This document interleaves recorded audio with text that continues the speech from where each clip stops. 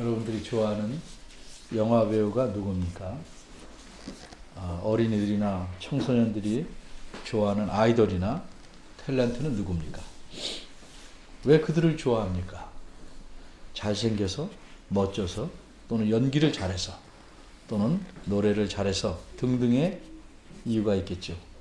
그럼 이제 새로운 질문에 한번 생각해 보시기 바랍니다. 여러분 성경책에 나오는 인물 중에서 누구를 좋아합니까? 예수님을 제외하고 누가 있습니까? 왜 그럼 그 인물을 좋아하십니까? 제가 성경에 나오는 인물 중에서 존경하는 인물은 아니고 좋아하는 인물이 둘이 있습니다. 한 분은 야곱입니다. 왜 야곱을 좋아하는가? 야곱은 고난을 통해서 성숙해지기 전까지는 자기 입속에 밝고 약삭 빠른 사람이었습니다. 이런 야곱을 흉보면서도 한편으로는 정이 갑니다. 왜 그럴까요? 일종의 동질감을 느끼기 때문일 것입니다. 다른 한 사람은 요나입니다. 요나도 야곱과 비슷한 면이 있어서 좋아합니다. 그런데 우리가 이 두 사람을 비난할 수 있을까? 사실 우리가 속마음을 들여다보면 이 두 사람과 비슷하지 않을까요? 그들에게서 인간적인 면이 숨김없이 나타난 바대로 우리도 그런 못돼 먹은 것들을 지니고 있을 뿐 아니라 어쩌면 더 비겁한지도 모르겠습니다. 우리는 도망치고 싶은데 어정쩡하게 앉아 있습니다. 처음 예수님 믿을 때, 또 세례를 받을 때 여러분은 어떤 마음이었습니까? 적어도 자동차 면허증을 따듯이 그렇게 세례를 받지 않았다면 그때 여러분의 마음은 뜨거웠을 것입니다. 정말 나를 사랑하시고 내 죄값을 대신 짊어지신 예수님, 나를 위해 죽으시고 나를 죄의 올무에서 자유롭게 하시고 하나님의 자녀가 되게 해주신 나의 구세주 예수님, 이 예수 그리스도를 위해 내가 평생을 헌신해서 살아야겠다 하는 굳은 결심이 있지 않았습니까? 이런 마음이 없었다면 그 사람은 누구든지 진실된 믿음으로 세례를 받았다고 말하기는 힘들 것입니다. 그런데 세월이 지나서 지금은 여러분들 어떤 그리스도인으로 살고 있습니까?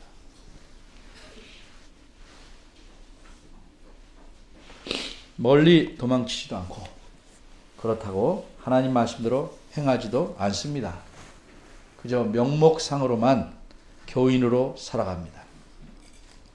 처음 결심대로 내 자신을 헌신해서 예수 그리스도의 제자로서 살아가려는 마음이 없지는 않지만 그 마음은 구석방에 쌓아놓은 옛 물건처럼 내 마음 저 깊은 곳에 처박혀 있을 것입니다.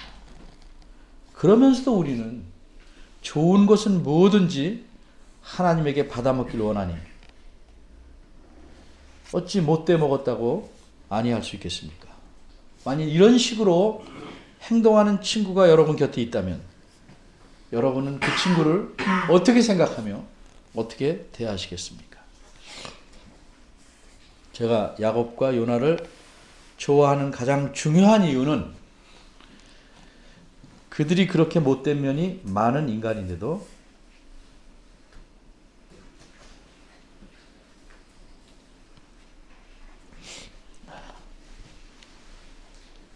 하나님께서 그들을 버리시거나 포기하시지 않고 사랑하셨다는 사실 때문입니다. 이런 사실이 제게 확신을 줍니다.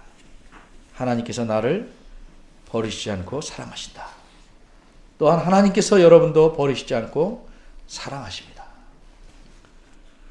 이렇게 하나님께서 사랑하신 사람 요나에 대해서 오늘 마지막으로 정리해 보려고 합니다. 요나서는 4장으로 되어 있는 짧은 책입니다.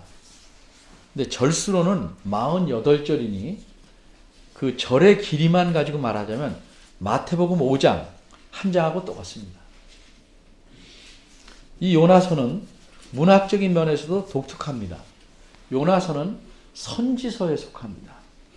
그런데 다른 선지서, 예를 들면 요나서 앞에 있는 오바댜나 뒤에 있는 미가서 같지 않습니다. 오히려 창세기나 출애굽기처럼 이야기식으로 기록되어 있습니다. 게다가 요나서 2장은 시편처럼 시로 이루어져 있습니다.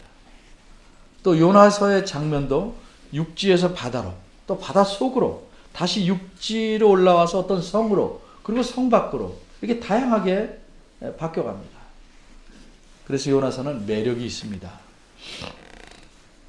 그리고 이렇게 독특한 요나서에는 요나의 삶이 고스란히 담겨 있습니다. 바꿔 말하자면 요나가 겪은 하나님이 여실하게 드러나 있습니다. 그러기에 이 책이 성경에 들어와 있을 수 있는 가치가 있는 것입니다. 이 요나서를 지난 1년여간 간간히 띄엄띄엄 연관된 마태복음 12장 41절까지 11번 제가 설교했습니다. 그런데 부분적으로 했기 때문에 그 설교들은 비유하자면 마치 사진과 같다 이렇게 말할 수 있겠습니다. 오늘은 요나서를 전체로 묶어서 마치 동영상을 찍듯이 그렇게 정리하는 의미에서 설교해 보려고 합니다. 이해를 돕기 위해서 먼저 전체 내용을 간추려서 말씀드린 뒤에 요나서 전체를 꿰뚫어서 결론적으로 3가지를 생각해 보려고 합니다. 여러분이 다 아는 내용이지만 한번 다시 음미해서 들어보시기 바랍니다. 한 선지자가 있었습니다. 그의 이름은 요나입니다.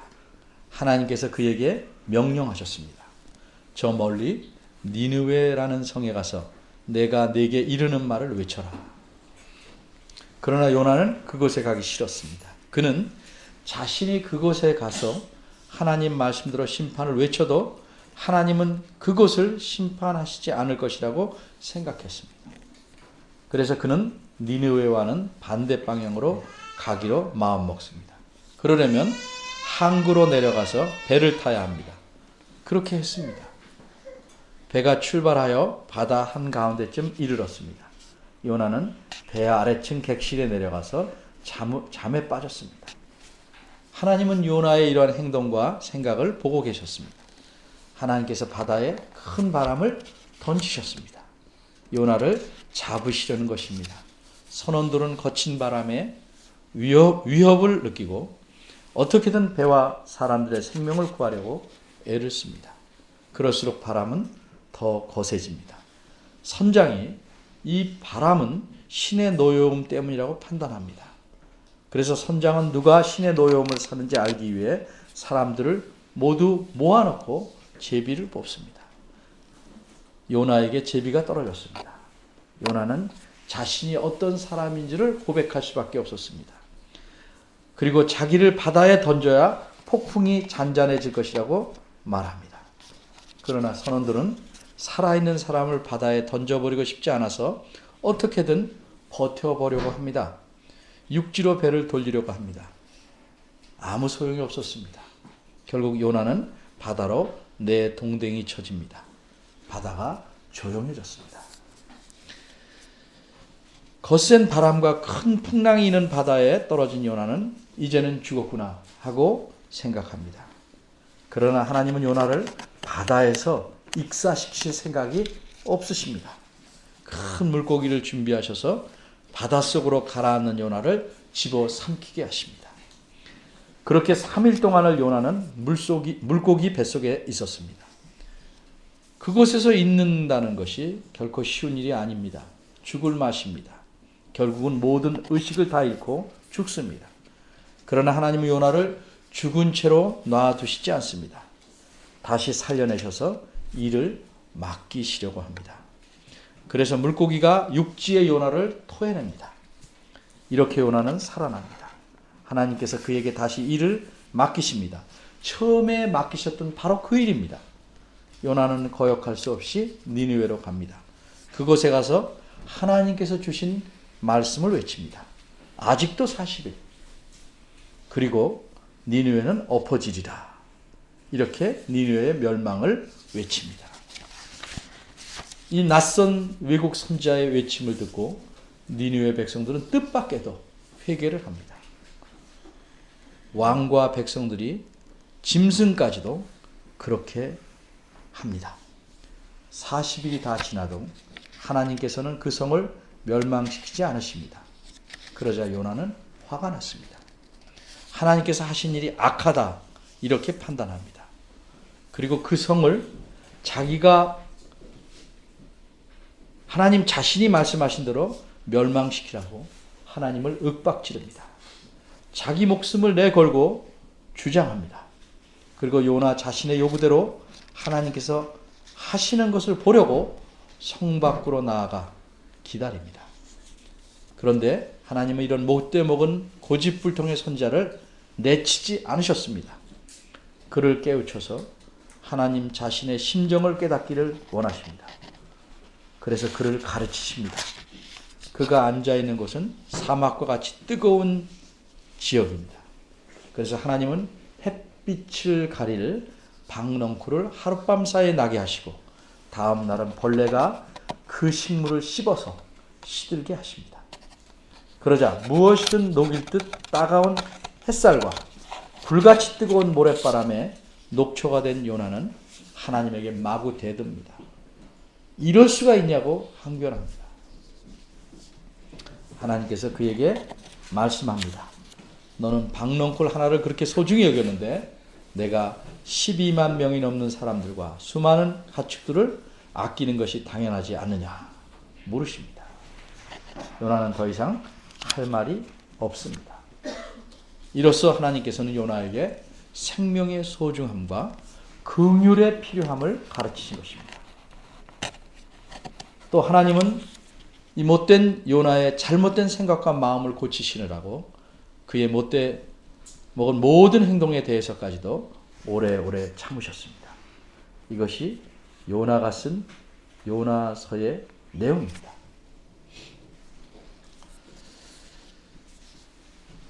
이처럼 요나서는 요나 선지자가 이 모든 일을 다 겪고 후에 그 일에 대해서 충분히 생각해 본 뒤에 쓴 회고록입니다. 요나가 직접 썼든지 혹은 사도 바울처럼 대필자를 통해 썼든지 간에 요나의 회고록입니다. 그런데 이것은 독특한 회고록입니다.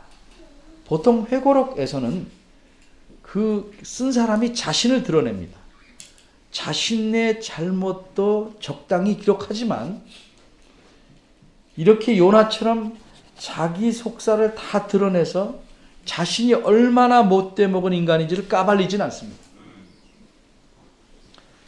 일반적으로 회고록을 쓰는 사람들은 적정선 안에서 자신의 잘못을 드러내서 그 드러낸 것마저도 솔직하다는 자랑으로 보이려고 그렇게 회고록을 씁니다. 그런데 요나는 그런 의도가 없습니다. 요나는 자신을 막돼 먹은 인간으로 드러냅니다. 그래서 요나서를 읽는 우리는 하나님의 종이라는 선지자가 이럴 수 있을까? 아니 하나님의 은혜를 이렇게 크게 입은 사람이 어찌 이럴 수가 있는가? 라고 의아해하거나 비난할 만큼 샅샅이 자신을 까서 드러냅니다. 왜 그렇습니까?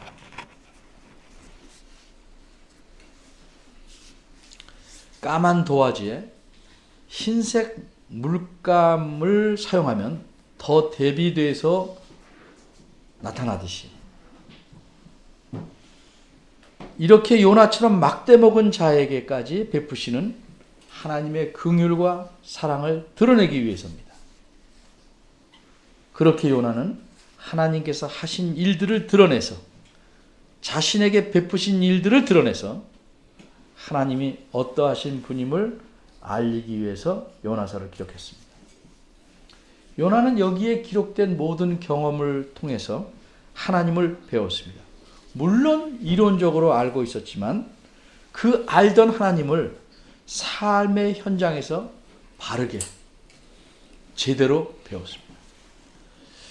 요나는 초신자가 아닙니다. 이스라엘을 가장 지리적으로 경제적으로 흥황하게 만들었던 여로보암 2세 왕 때 하나님의 선지자로 일하던 분입니다. 그럴지라도 요나는 하나님에 대해 배울 필요가 있었습니다. 그리고 하나님을 제대로 배운 선지자가 이 책을 통해 모든 하나님의 백성들이 이 위대하신 하나님을 알라고 기록한 것입니다.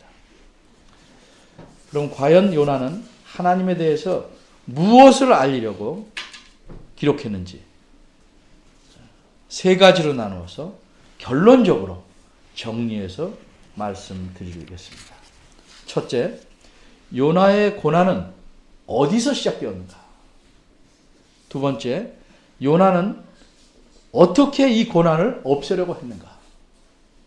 세 번째, 하나님은 어떻게 그 고난을 해결하셨는가? 첫째입니다. 요나의 고난은 어디서 시작되었는가? 요나는 자신이 바닷속에서 또 물고기 뱃속에서 겪은 일을 우리가 읽은 2장 2절에서 보는 바대로 고난이라 이렇게 표현합니다. 내가 받는 고난을 인하여 여호와께 불러 아뢰었다. 이러한 고난은 어디서 시작되었습니까? 그가 하나님 말씀에 순종하지 않고 도망친 데서 시작된 것입니다. 인간의 모든 고통과 슬픔과 아픔과 비참함, 한마디로 고난은 하나님의 말씀을 버린 데서 시작됩니다. 우리가 잘 아는 바대로 첫사람은 어떻게 타락하여 이 세상 모든 인류에게 비극과 고통과 슬픔과 아픔, 즉 고난을 가져왔습니까? 동산의 모든 실과는 열매는 내가 마음대로 먹되 중앙에 있는 선악의 지식나무의 열매는 먹지 말라. 이 간단하고 쉬운 말씀을 지키지 않은 데서 시작되었습니다. 이것은 하나님 말씀만을 단순히 제쳐놓은 것이 아니라 하나님 자신을 저버리려는 배신에서 나온 불순종이기 때문에 심각한 것입니다. 대부분의 불순종은 배신에서 나온 겁니다. 요나도 어떻게 했습니까? 아예 하나님 말씀뿐이 아니라 하나님 자신을 버리려고 하나님과의 관계를 끊으려고 정반대의 방향으로 떠나갑니다. 쉬운 예를 들면 저녁 밥상 좀 차려라 하는 부모님 말씀이 싫다고 가출해버리는 자식과 같습니다.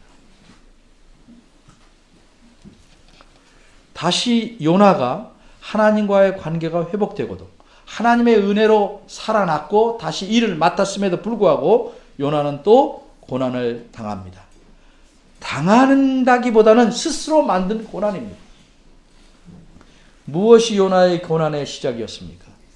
하나님께서 니느웨 성과 그 백성들을 멸망시키지 않았다는, 긍휼을 베푸셨다는 그 사실 때문이었습니다. 이렇게 새로운 고난의 시작은 하나님의 긍휼을 이해하지 못한 데서 시작됩니다. 자신의 생각에 하나님을 그리고 하나님의 하시는 일들을 짜맞춰 넣으렸기 때문에 요나는 몹시도 괴로워하게 된 것입니다.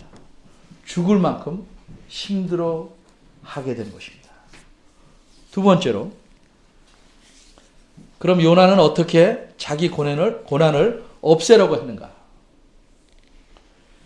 요나는 자신이 당하는 고난이 자신에게서 시작된 것을 모르거나 인정하지 않았습니다. 적어도 경험할 동안. 그러기에 그는 자신의 고난을 없애려고 극단적인 해결책을 찾습니다. 폭풍이 몰아치고 배가 위험해지고 자신이 문제였음이 드러났는데도 요나는 하나님 앞에서 자기 잘못을 회개하지 않습니다. 용서를 구하지 않습니다. 어떻게 합니까? 1장 12절에 보면 이렇게 말합니다. 자기를 들어 바다에 던져라. 책임감은 있어 보이지만 회개하지 않은 사람입니다. 죽으려는 겁니다. 죽으면 된다고 생각하는 겁니다. 또 4장에 보면 하나님께서 니느웨를 멸망시키지 않자 요나는 자기 요구를 관철시키려고 또 다시 자기 목숨을 걸고 하나님과 흥정하려고 합니다. 날 죽이든지 저 성을 멸망시키든지 하라. 이런 의미입니다. 뜨거운 햇빛과 바람에 견디기 힘들어지자 요나는 또다시 죽기를 구합니다. 이처럼 요나에게는 죽음이 무기입니다. 요나는 여차하면 죽음으로 자기 고난을 해결하려고 합니다. 그런데 이것이 인간이 하나님에게 취할 수 있는 가장 오만한 태도입니다.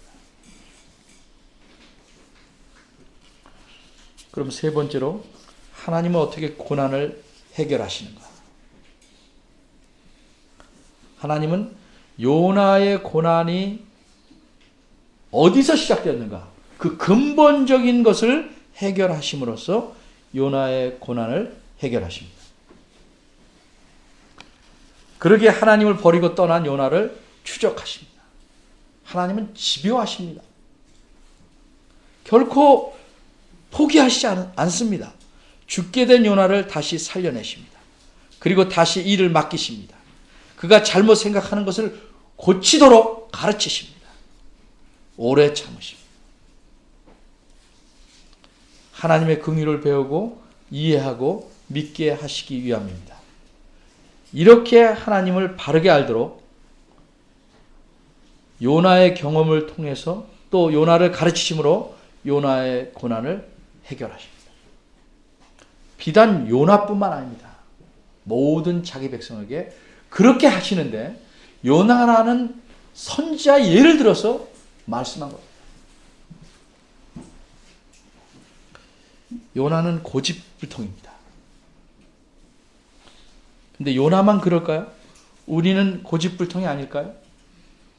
나는 한 번도 고집이 세다는 말을 못 들어봤어. 그렇게 말하는 사람들이 있을 겁니다.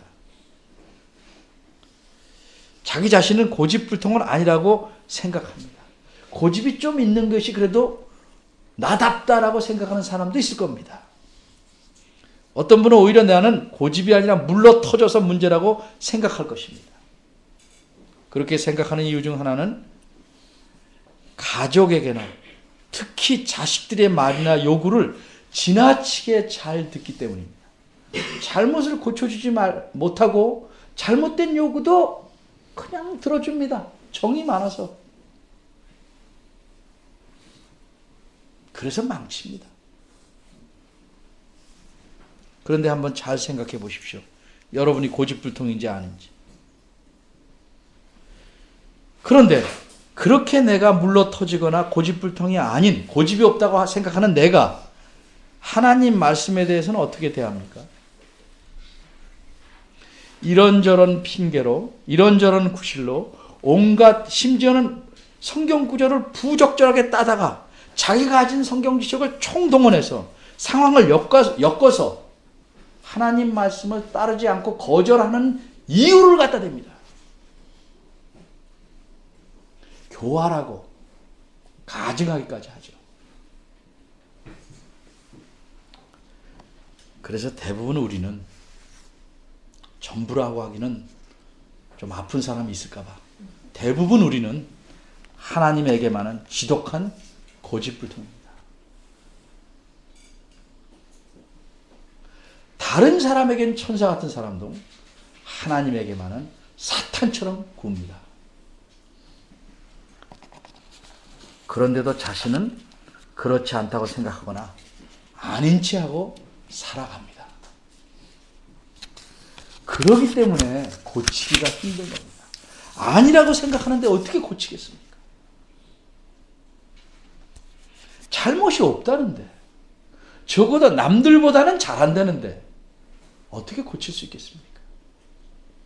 그래서 하나님은 길이 참으십니다. 깨닫기를 기다리십니다. 많은 설정을 해놓으시고 여러분이 그 과정을 겪으면서 하나님을 바로 알기를 원하십니다. 그런데도 여러분들은 요리조리 피해갑니다.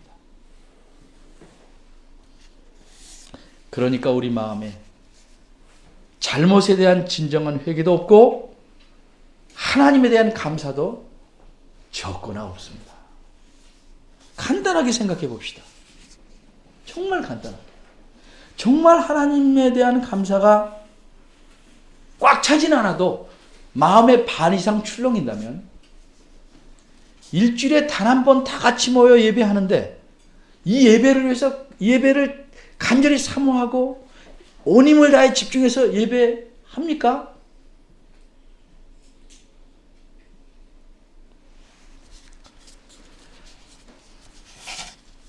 온갖 잡생각이 돌아다니고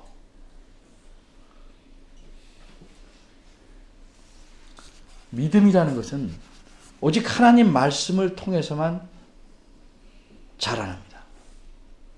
하나님 말씀을 통해서도 그 말씀이 들어주는 하나님을 알아가는 데서 자라나는 겁니다. 건성으로 읽는 데서 전혀 자라나지 않습니다.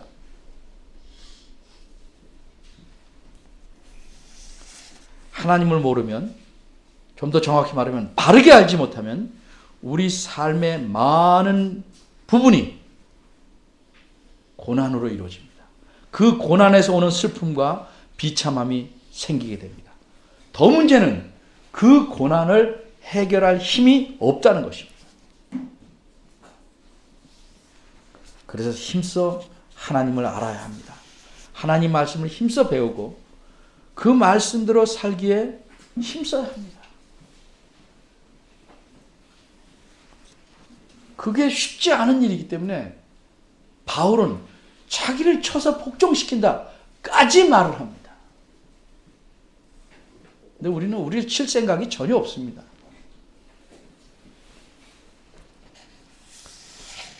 요나서를 우리가 제대로 읽고 이해했다면 하나님을 알기에 힘써야 할 것입니다. 요나를 만난 하나님은 오늘도 나와 여러분에게 오래 참고 기다리십니다. 하나님 자신의 말씀을 통해서 또 이 말씀에 비추어 내 삶을 살펴봄으로써 하나님을 바르게 배우는 우리가 되기를 바랍니다. 기도하겠습니다.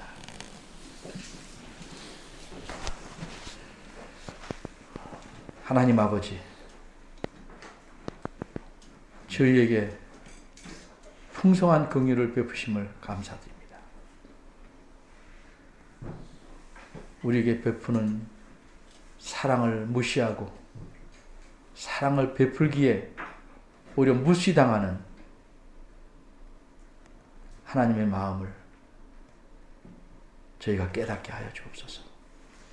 주의 말씀을 대할 때마다 하나님의 위대하심과 하나님의 선하심과 긍휼하심과 넘치는 은혜와 사랑이 더 진하게 보일 수 있게 하시고, 그런 하나님 앞에서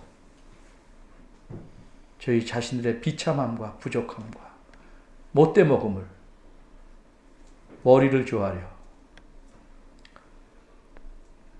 잘못을 빌고 용서를 구할 줄 아는 저희가 되기를 바랍니다.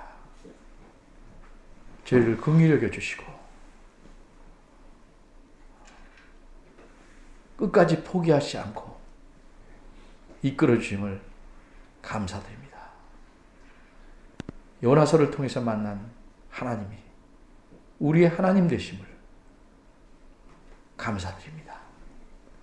이 하나님을 평생 우리의 하나님으로, 우리의 아버지로 잘 순종하며 모실 수 있도록 저희들을 붙잡아 주시고 이끌어가 주시기를 바랍니다. 예수님의 이름으로 기도합니다. 아멘.